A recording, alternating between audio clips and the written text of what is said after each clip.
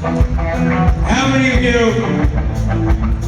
by the way, this is my first time being in this room. I was here yesterday, but I wasn't in this room. Oh, really? There's some people here. There are people here, yeah.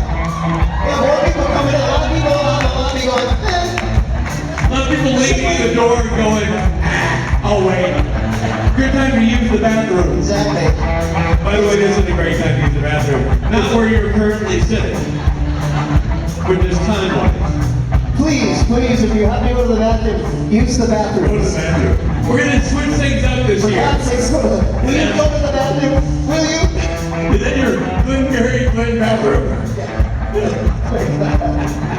Peter nerds! Hi! This is an impressive crowd. I don't mean looks-wise, but no, numerically. You know what I mean?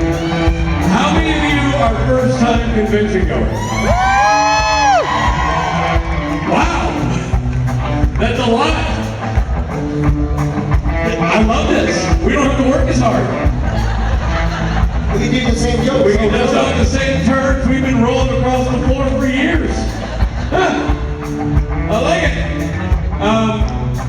Robert, have you ever been to Detroit before? No, Virginia, no, as I was just saying about 5 minutes ago, and you heard backstage. Go on.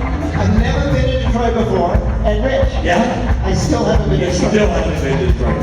I thought of that one as the plane was landing. I said, ooh, I'm going to use this on the stage tomorrow. Scribble. Ink. I add to the script, send it to you for approval. Yeah, and I sent it to the writing team for some polishing. Just a little bit of polishing. Rich, man. Robert, I know something. I know a little history of this area. You do? Yeah. I know why it's called novi. Because it's new? No, because there are no vines here. No one's named Vi? You look around for a vine, you're not going to find one. And they get so tired of people asking, hey, we're going to probably get a vine around this town. They finally just name their town novi. You don't have to ask. Thank you, Stephen. Actually, I know the real reason. It was a train stop, train station number 6. N-O-V-I for the Roman numeral, and eventually they just called it novi.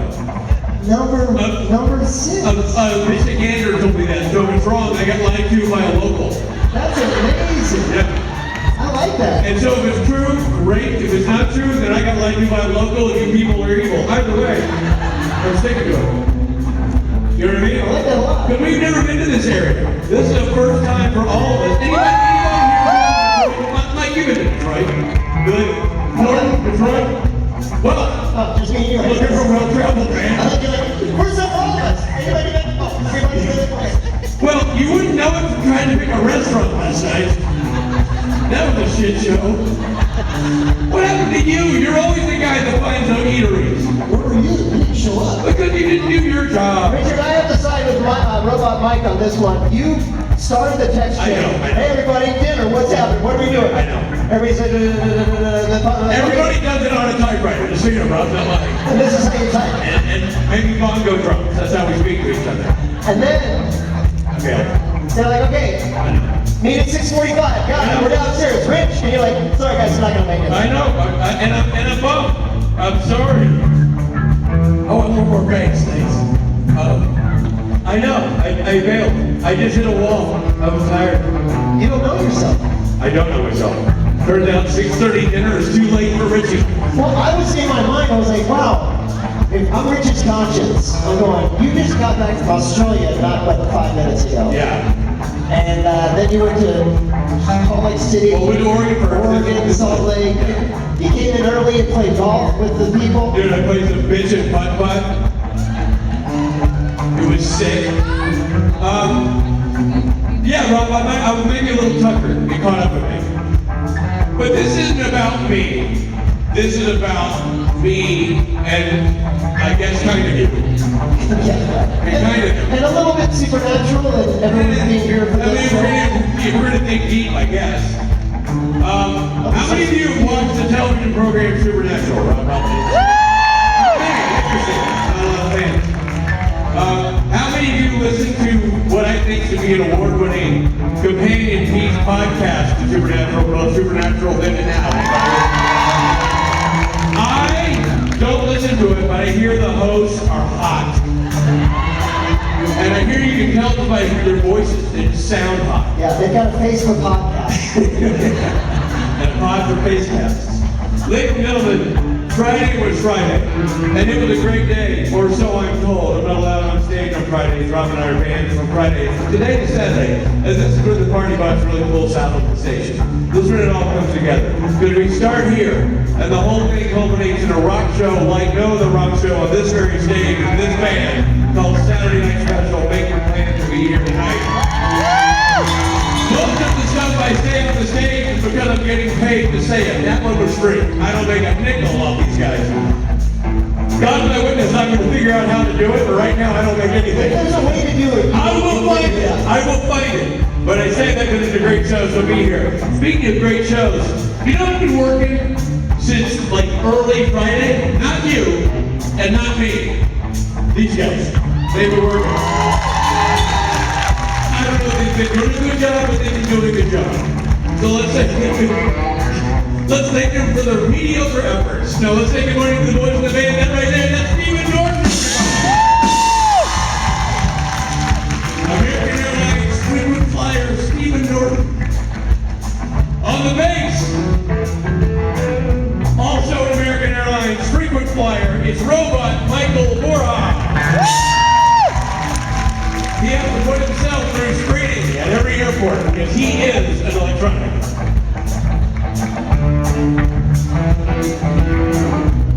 And this band, with the Sixth Street, you might recognize him from yesterday's stage work or any American Airlines lounge for frequent flyers. It's Billy Moran!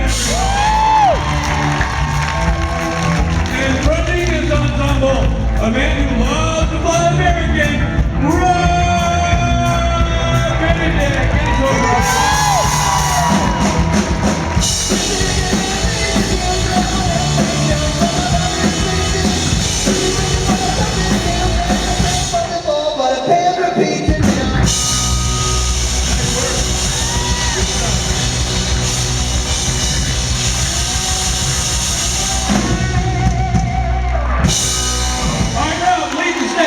Quickly!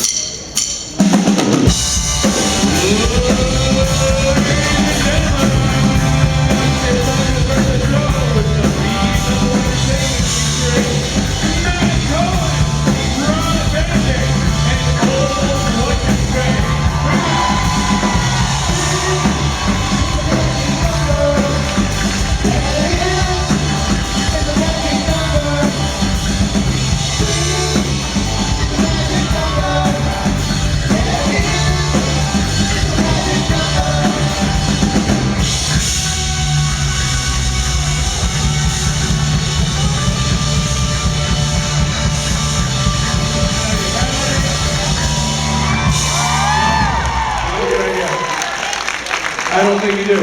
You're going to do this till your Phillies pops, and then we'll all be in a real pickle, you know? Matt, we always do that. Matt jumps Thank you, guys. Thank you, fellas. Thank you. Matt jumps off the chair. I thought we put that to bed, though, man. And Matt hurt his Achilles, and when I say hurt, I mean it tore. It snapped. Popped. Yeah. The doctor calls it a full rupture, which is painful to hear when your tendons rolled up into your calf muscle. So then we stopped doing the chair bit. Yeah. Just now he was like, he looked at me, he's like, we're doing it. Yeah, I just felt like I had one in me right now. This is a novi decision. Felt extra bouncy. Yeah. This is, I just want to say, and you guys pay attention closely, that was for the Youpers and the Trolls, okay? I don't get it. Don't know what that means. The Youpers are upper Michigan people and the Trolls are bottom Michigan people. And I found this out yesterday. I love them all! Okay, being called trolls? They are, which is weird. I thought it would be the Youpers and the Duners or something. Something else became Trolls. Do you know where I can find a Dooner? Didn't you travel here with some of Right now, I'm pretty hot on Ubers. Yeah. Robbie's got a baggie of Ubers and Dooners in his backpack. If you're really nice, we'll give you a snort.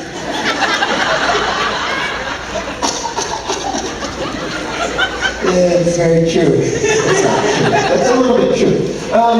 Guys, Sweating. Matt, you had a screening on Thursday night. Yeah, the movie X's that Matt Cohen made. Yes, we had a beautiful test screening for a test audience. It was lovely. The film is so close to being done. We're a couple weeks away. Everybody, those of you who don't know about Exodus, come see me in the vendor's room. That's where I am. I'll talk to you all about it. But we got posters and stuff. It's a feature film with a bunch of your favorite supernatural actors, including Brianna Buckmaster, Mark Shepard, Felicia Day, the honorary Supernatural Club member, Ricky Whittle, producers like Richard Spade, music by guys like Rob Benedict and Loudon Swain, and everybody did a favor to help us make this movie. So when you get it released streaming, make sure you tell Rotten Tomatoes whatever you think about it, and type all the stars you can and give us all the good feedback you have in you, because I really appreciate it. The poster work is great, by the way. The posters are super cool. Yeah, and I told you guys many times, and if you haven't heard yet, both of the posters designed for Exodus are designed by fan artists Scout Villejas and Beth Spindell. This is how I pronounce it, right?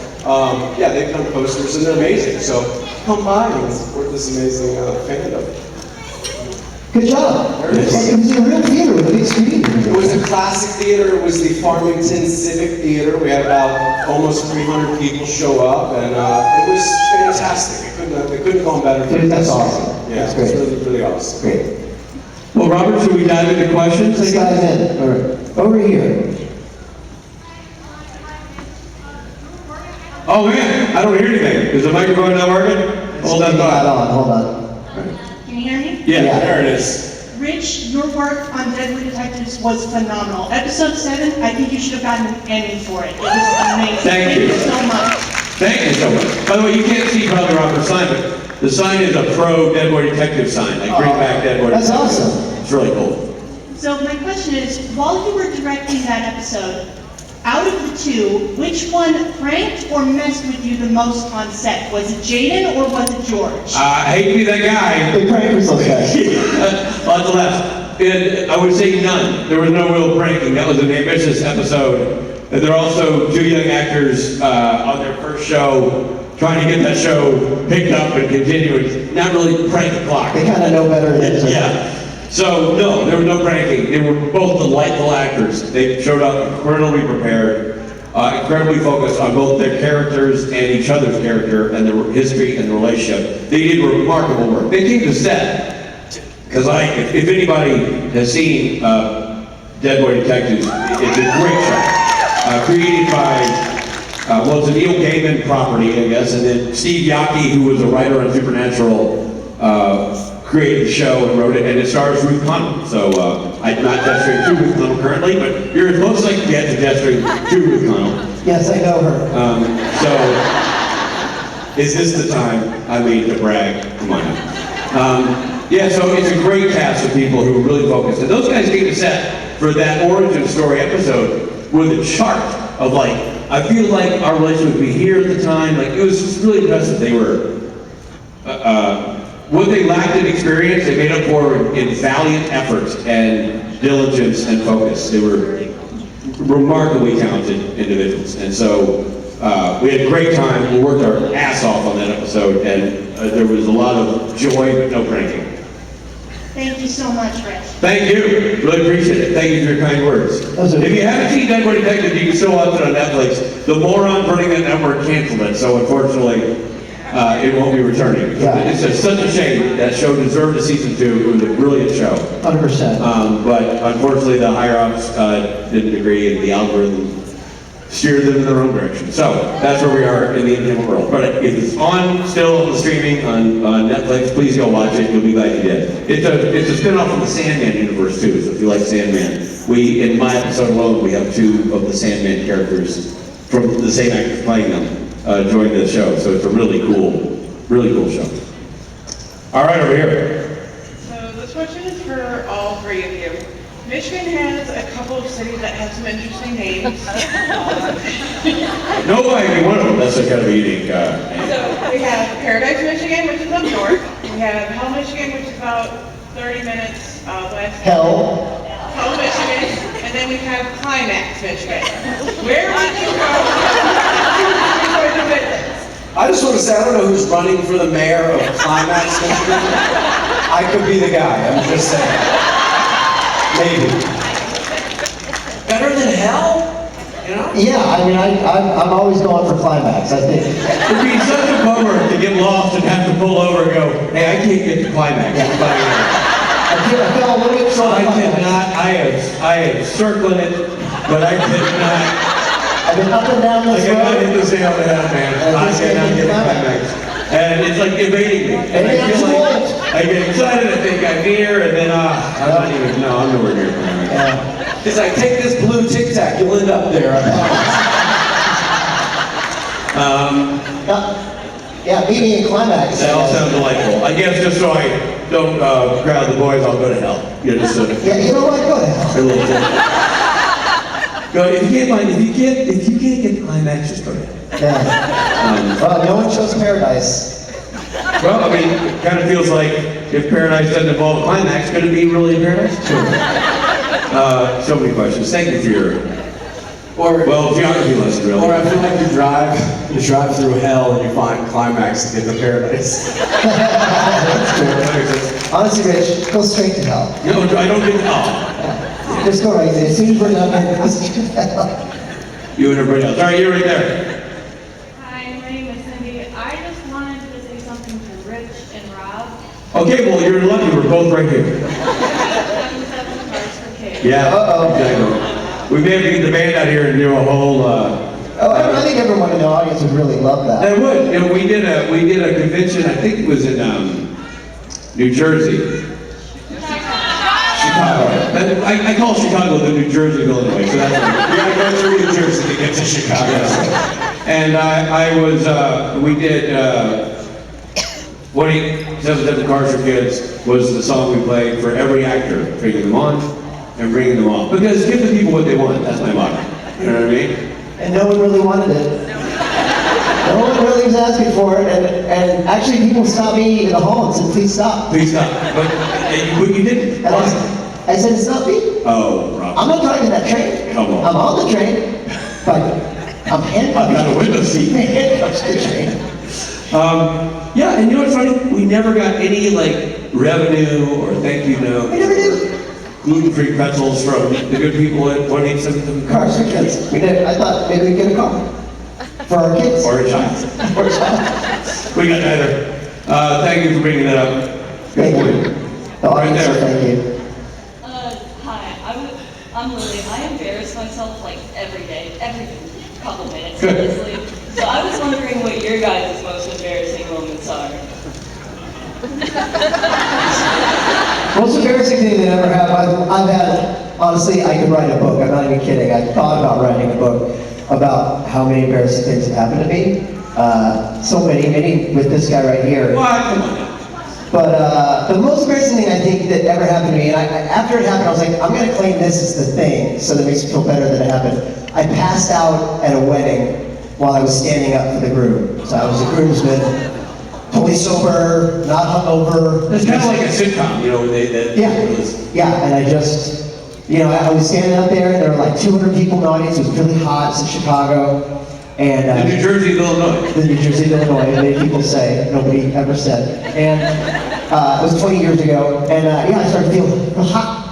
And I was like, I'm gonna pass out. And as soon as the pass out thought came in my head, I was like, well, that's it, I'm gonna pass out. You created your own destiny. Yeah. And next thing you know, I opened my eyes. It was mid-ceremony. I opened my eyes, and the priest, the groom, and my friend Ron, who's a doctor, were standing over me. It sounded like the start of a joke. Yes. It was a priest, the groom, and my friend Ron walking to a bar. Exactly. And then my wife at the time, my ex-wife, she said, how you doing? I said, not great, pretty embarrassed, because they sat me down next to her. I lost the position of groomsman. You got fired? I sat me Did down. they replace you? No, but Molly, my ex, goes, so here's what's going to happen. You're going to stand up and you're going to walk that bridesmaid back down the aisle. So I had to, at the end of the ceremony, walk the bridesmaid back down the aisle while everyone's like, that's it. I was so embarrassed at the reception. I went into the stall and I was just like, oh God, I can't believe that happened. And I heard people come to the bathroom like, yeah, I don't know, I heard he had an iron deficiency. But let me tell you something. That's really great that that's what they were saying. Yeah. You could have heard a lot of things. Yeah. Yeah. You know what I mean? Like that, iron is not unflattering. It's like, No, I know. I just love that it's been swirling around. Oh, yeah. What could it possibly be? So are you still friends with the bridesmaid? No, never saw her again, but I'm still friends with the group. Was she, are they still married? Yes, it was his second marriage, actually. That was? Yeah. At that age? Yeah, I know. How's your friend Ron? Is he, Ron's a great guy, he's still a doctor. when you walked the lady on the aisle, or the other lady, was she shocked that you emerged? Was she like, oh my God. Yeah, she was scared of me. I think everybody was pretty scared of me. Everybody avoided me the rest of the Because if she's holding on to you and you go down, then she's going down with you. She like cover her head. No, I was with the dudes. And one of my really good buddy Mark was right behind me. He was like, I saw sweat beads form on your neck. I was like, oh. And then when I passed out, he kind of went like that, which I thought that wasn't helpful. That was something right in the catching you? Yeah. But yeah, so that happened. That's good. Do you remember when you were at Comic-Con and had like a near fainting? That was a great one. And that moment, the first time I really passed out in public, opened up the floodgates, and several other times in my life where I passed out in public. Yeah. Because it was announced a possibility. Now your body knew, oh, I've got this out strategy. Like when we were at Comic-Con. So we're doing live coverage from the floor, where we walk around and interview people and report to HQ about what's going on. And we're walking. Neither one of us has been to Comic-Con before. But we get to Comic-Con, and it is packed. I mean, if you've been to that convention, you know what I mean. It's shoulder to shoulder people in that joint, and most of them dress like orcs or whatever. Like, so it's not even like People have weight. yeah, they're everybody's huge, wearing costumes, and here Rob and I are at 5'7" and 5'8", respectively, just lost in the mask. Very hungover. We played with Golden Tee. I played Golden Tee. Sure. I think it was the day after the night I called for a cab for the hotel that I was Oh, staying. that's magical. That's also very true. We'll tell that next. Anyway, so I can write about it. we're walking through, and we're being filmed. Being filmed. Like, hey, we're live at Comic-Con. Yeah, and I'm just a half step ahead of Robbie. I'm like, this is crazy. Can you believe all these costumes? Robbie, what do you? Jesus. And I thought Robbie had been hit with a water balloon because his shirt was soaked through. And there's people there were like, I thought squirt guns or something. I'm like, oh, did you get zapped by Mork or like what happened to you? And they're like, I was like, oh, I feel very crazy. I was like, going on, come on. Hand off. And it was, and then we. But you're like, come on, no, let's get a shot of this. You really like, I was like, But I didn't know. See, in my defense, when you're doing a bit, it's so funny. I'm like, oh, you're killing it. It's funny. I'm not feeling very rich, but I thought he was just doing a bit leading in. He was soaked, and we cut, and Rob's like, he was about to pass out. He was wet, and his body had just released sweat. I assume you had peed yourself too. I'm just going to assume. There's so much fluid. And, well, we're going to lead to that, in truth. Even though I was there, no, you didn't. He shit his pants and no, what? Anyway, God, that was bad. That was bad too. That's bad. Matt? Flop sweats, think about it. Any, Matt, embarrassing? I have one, and it's happened on this stage, and it happened during a Saturday night special. And guys, I used to sing all the time. I used to be in the SNS, and I finally got to like peak confidence on the stage. Peak confidence so much so where I'd come down here and I'd be like, all right, everybody, out of your chairs, clap in your hands. And if one person wasn't clapping, I'd be like, you're clapping, and you're clapping, and the whole audience, the energy people, listening to me, clappy, clappy, clappy, clappy, clappy, clappy, clappy. I get to the front row, and I'm probably singing, Seven Nation Army, one of those clappy songs, and then I get down here, and this one lady in the front row is not clapping. And I'm like, everybody's clapping. I know she sees me say it because she's right here. Like, everybody's clapping. If you're not clapping, go home. I look down, she's still not clapping, and I go, everybody's clapping. And she, in an instant, goes. She only had one hand. So, I know, right? I know, I fucked that one up big time. But in an instant to recover, I just put my other hand up right here, and she clapped my hand. And the moment was perfect. good save. But I thought that was the end of that moment forever. Good save. She was like, and I was like, hitting it real hard. Great. That's a genuinely good thing. I was terrified. Even more embarrassing. Instead of finishing this song, I need to be outside of the building. I don't know if this is my most embarrassing moment, but since we're talking about moments that are associated with Supernatural, when Rob and I were making Kings of Con years ago, we made a series available on Amazon Prime for your viewing pleasure. We did the credit sequence in Phoenix, and we were shooting. We had cameras and cameramen everywhere, and we had a camera set up down the aisle with the knowing that Rob was going to calm down and run and leap over the camera. So we had set this up, and I had to go make an adjustment to the camera, and I left the stage, went down there, and I crouched down to fix the camera, and that's when my trousers gave up the fight. And the rear seam from my tramp stamp down to my nethers just opened. And I fixed the camera and I stood up and I backed towards the stage. And my fear wasn't that somebody saw my underwear. That was not my fear. I got on stage and Rob was like, "You're acting weird." And we're about to bring up Jared Jensen. That was the And what I thought was, if Jared sees that my pants are torn, he will rip these pants from my body. And that is 100% not a joke. It was my legitimate concern. I mean, I have two choices here: leave stage and not come back out and have Rob do this, or try not to draw attention to it. Yeah. Stand over here like I'm, trying to keep change in my bunghole. And just move like a dancer when I cross the stage to be sure that I never expose any kind of seam tear. Just another Tuesday. Because he would be, just like, well, I just got in the second position like I do at the mirror.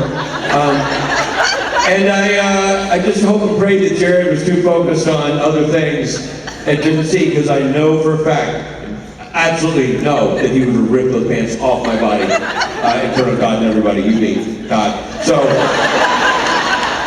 it was an embarrassing moment. Oh man, I remember you saying, everybody, Justin Ackles and Jared Padalecki! What's wrong with you? And meanwhile, you're having to shoot shit, like you're running around being filmed, and I'm like, "You put on the road, Benedict, everybody!" Yeah, because we wanted the room full. Yeah, because it always is full before that. Yeah. It's so funny. So, good question, Irving. Good question. Nice job. Thank you. Over here. Hi, my name's Jenna. This is my first Supernatural con. Hello, Jenna. My question for you guys was, do you have any weird or out of the ordinary talents?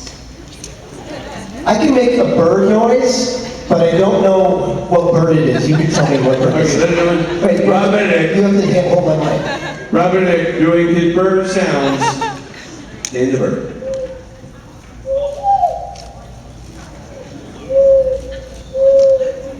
That's an owl or a quail? An owl, I think.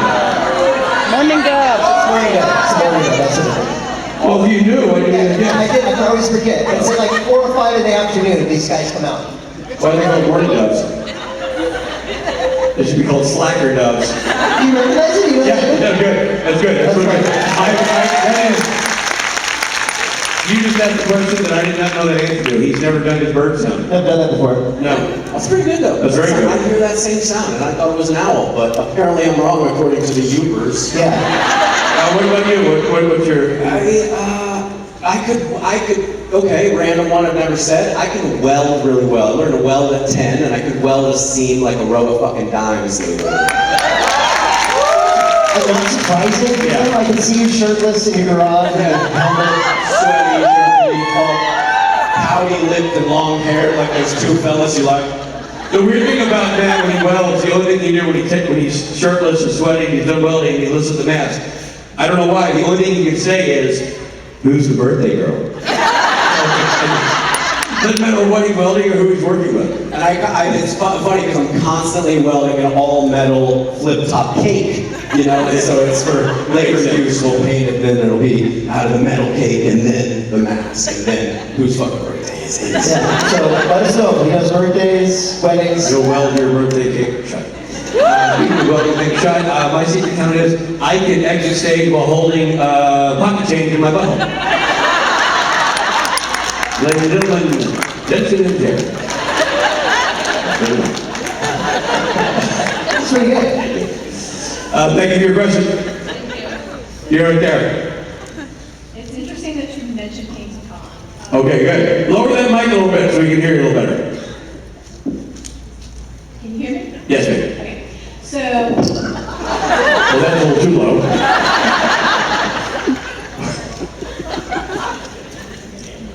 so I have a tradition when I fly to a con, I rewatch Kings of Con. Nice. It's amazing. First of all, I need season 2.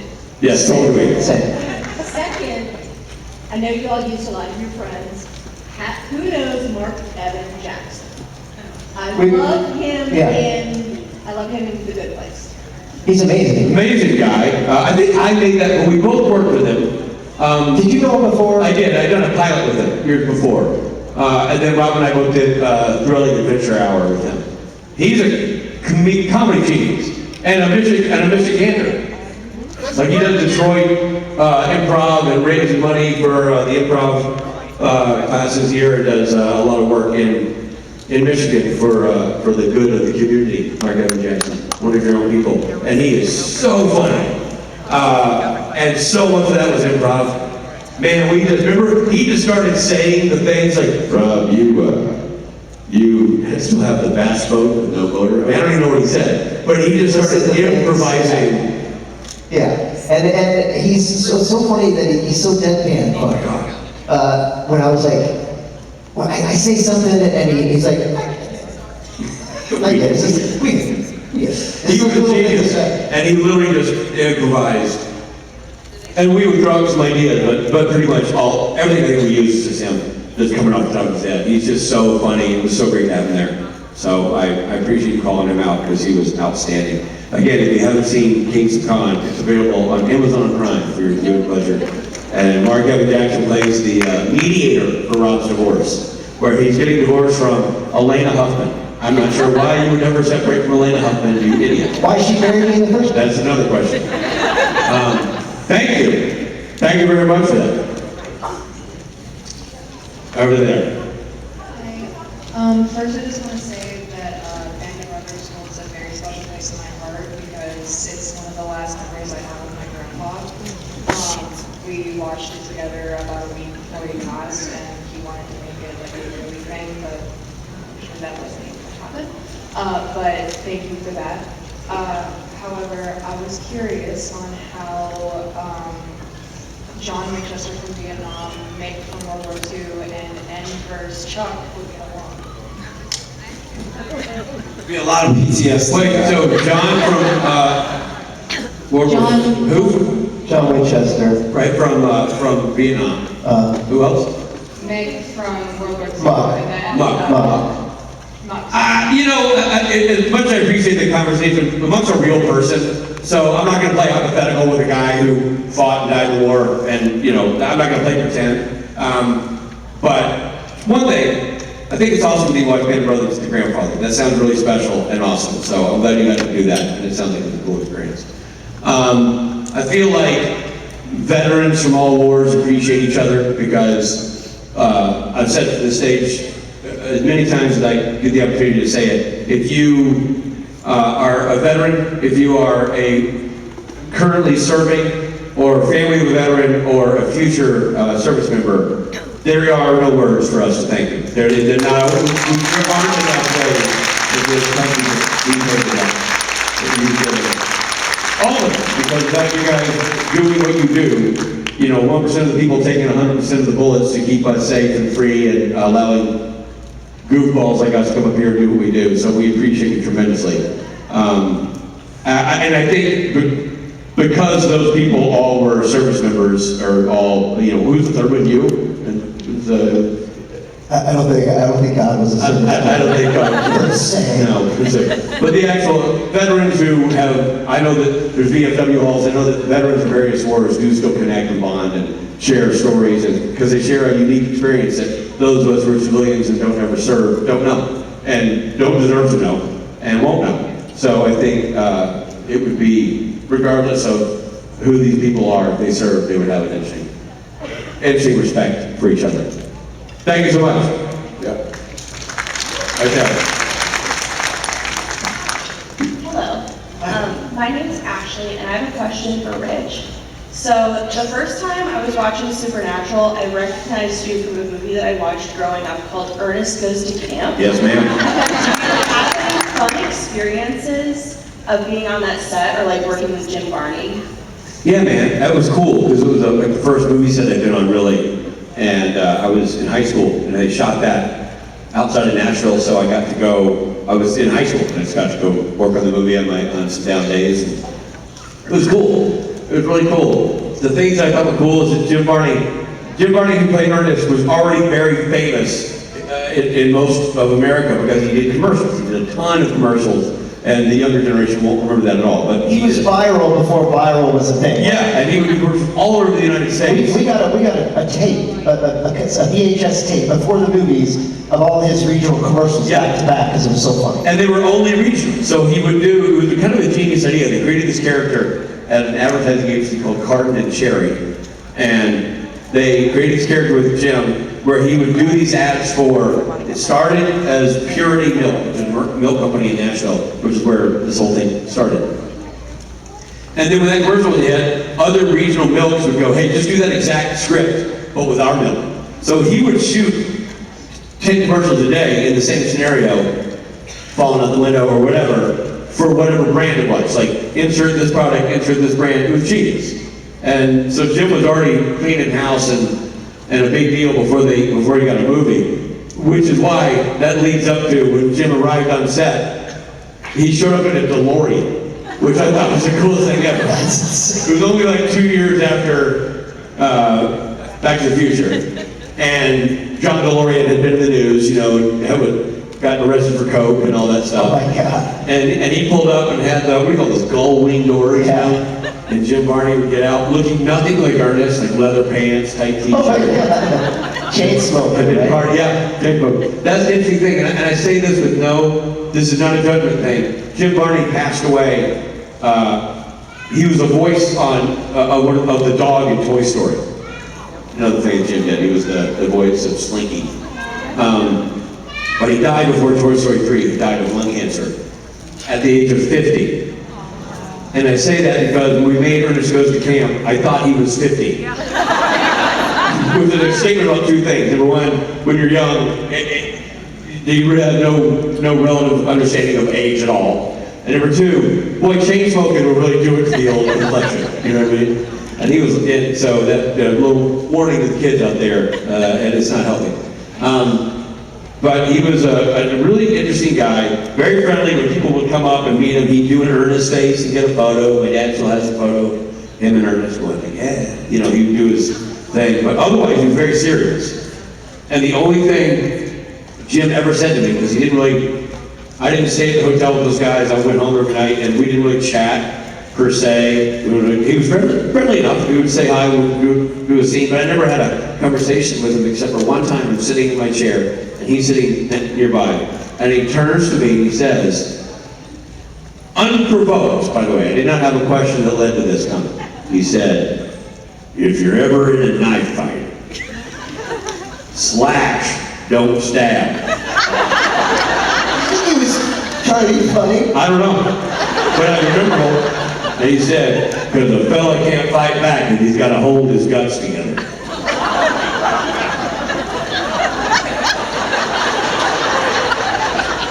So true in so many situations. I mean, just as an allegory for anything. And action. Yes. And now you're laughing, kids. So that was my crazy. And that's not a negative. I don't say that. That's not a negative thing. It was actually really cool. Like, it's a trip. I've told that story since those days in the '80s when we made that movie. It was a real trip. He was an interesting guy, and he was genuinely, brilliantly funny. His comic timing was amazing. Yeah. Tragic loss that he died so young. But he had a lot of camp movies, or a lot of Ernest movies that are out there. I can't stop thinking now that you said the knife thing about how we should have had an Ernest action movie of some sort. Like there should have been Ernest slashes the shit out of everybody. Well, the weird thing is, there is Ernest Goes to Jail, but there's no fighting. No, I want that Ernest. Ernest is like, hey boy, we're gonna cut a boy's guts out so we can win this fight and get a trophy, Ernest. I want that. Not a lot of milk companies want that guy advertising their product. Funny. Not anymore. And buy my milk. So was guts back. I guess it would be for bandages or whatever. Thank you for your question. For coming. Hi. Hi, my name is Maddie. I have a question for Rob. Oh, What was your thought process for season 4, episode 2? I Oh. know you know exactly what I'm Oh, talking what show? about. The voice. The Boys. I was like, Supernatural, I don't think I was in it. So, what was my thought process? That episode specifically. My thought process was, Like, why'd you say yes? first of all, thank you. I said yes because Eric Kripke called me, said, I've got this role for you. There is nudity. And I said, that's okay, I can be naked. And then he sent me the script and I was like, oh, come on. And I love The Boys. I'm a fan of the show. I've watched the show from the beginning, and I thought it was funny. I think the show is funny. He pushes the envelope so much.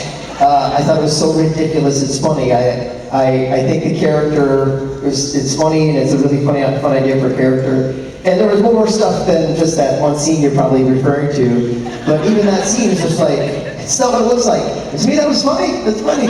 So, and I, never done anything quite like that before. I never will again. But it was fun. It was fun to be a part of that show. And I worked for like a couple of months because it took a long time because I had to play all the different clones. Yeah, it was something that I'd never done before. When you're an actor, you're faced with tough decisions. Sometimes it's like, you want to work, and so you're like, is this, okay, I gotta have to take a risk to play this role, is it worth it? And for me, that was worth it, and I stand by it, so, yeah. Rob did a great job in that episode. We have seen that he plays multiple versions of characters. It's not easy. He makes it look easy. It's very good. There could easily be a Splinter-centric spin-off in the Boys world because there's so many Splinters. Yeah, I know. It would be interesting. Have you guys ever seen Michael Keaton in Multiplicity? Yes. Same shit. Yeah. Funny, but bring in the superhero carnage and boom, I'm watching that show. Yeah. Yeah. With pants on. Just pants on, yeah, I'm okay with that. All right, you're over there. Hi, my question is for Rob. So when you first found out how your character's ending was going to happen, how did you feel about it then? And looking back, would you change anything with how God's story ended? When we first get the scripts, we have the same reaction you have when you watch it. It's news to us. They don't say, hey, what do you think of this? They just, literally, we get the script a week before we film. So I was reading the last, season 14, the last episode, I'm reading the script, and it gets up, I'm like, why am I acting weird? I acted kind of funny. Why is this isn't the Chuck I know and love? And then you get to the part where like, welcome to the end, and this is the end. I'm like, fucking hell, what? Why? And then they were like, oh yeah, well, by the way, you're gonna be the big bad next season, which means you're the bad guy of the season for season 15. And so, at first I was like, oh man, people are gonna hate me. Which is true, they do. But so, at the time I kind of went through all that, and then I kind of embraced it, and I was like, you know what? It is kind of fun to play the bad guy, and to get to talk shit to two guys that are twice my size is kind of fun. Honestly, it felt really good to be relevant as the show ended, and we all got to work on that last season in different ways, and these were all our best friends by this point. We traveled the world together, so it was fun to just be in on helping them make the end of the show. And then looking back, I'm happy with it all. I love the fan theories about, there's a fan theory that Chuck is still pulling the strings, and that's kind of fun. And then there's people that thinks he's just like a loser in the dirt, and that's great. Good for that. That's fine. Looking back, it's fun to have been relevant at the end of the show. I'd rather be talking about season 15 than be like, yeah, season 5, that was it for me. Yeah, sure. And just one adage to it, it's the ultimate arc in a character, to be loved, and then to be in between, and then to be hated, and Be weak and be strong. Yeah. Played it all. Yeah. With your pants on, by the way. With your pants on. Hands on to that guy. Yeah. A nice shitty face. Thank you. Right over here.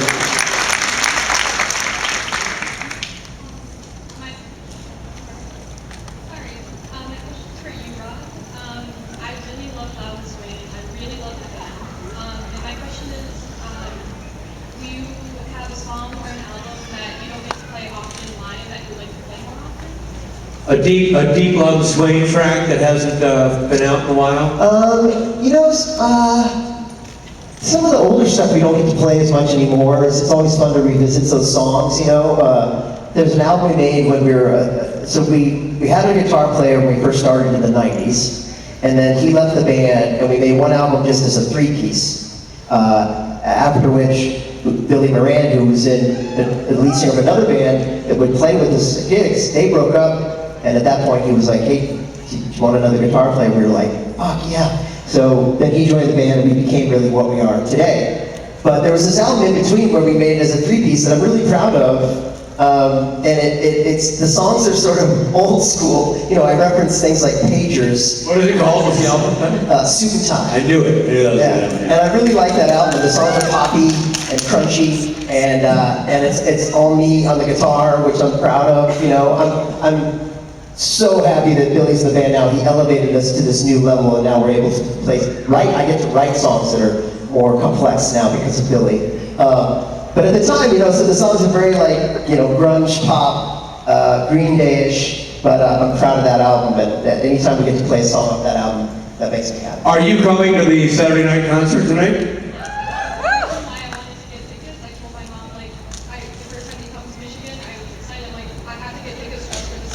Nice. That's awesome. That's the right attitude. So is there a song that you're hoping they play? I can't guarantee you they're going to play it. I just want to know, what are you thinking? Is there something like, man, I really hope they play? I know it's a bit of a slower, sadder song, but I am in love with Past Perfect. I've been listening to you guys for 11 or 12 years now. Past Perfect is my favorite song. That's amazing. Yeah. So, Past Perfect is really slow, and Saturday Night Special is kind of a freight train. But we do, on Sunday, we do an private acoustic show, and look for on the schedule, there's a Loud and Swing acoustic show on Sunday morning. And it's great because we get to play the songs like that. We actually play that in the acoustic show that people don't necessarily get to hear on Saturday night, But that Maybe Past Perfect would make an appearance on that? Oh, 100%. It has before, and I would love to play it. I love that song. It really means a lot to me, that song. So come hang with us on Sunday morning, and I'll totally play that song. Yes, Thank please. you. Thank you. Right there. Hey fellas, what is your favorite scene or line from the show? And Rob, why is yours? We didn't have time to bring Gabriel. I didn't have time to bring Gabriel back. I think she's saying that's your favorite line. It's not my favorite line. It was the line that when I said it, I was like, well, first of all, he's going to be all over me for this. It felt like improv to me. It felt like it wasn't scripted, and you decided to throw it in there just to keep me, off this. Secondly, I thought it was a wasted opportunity to have Rich and I in a scene together. Right. But guys, what are your favorite lines you guys said?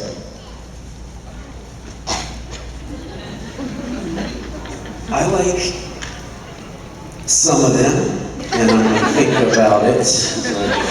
For me, I like hoard toilet paper, or like it's made of gold, because it became true.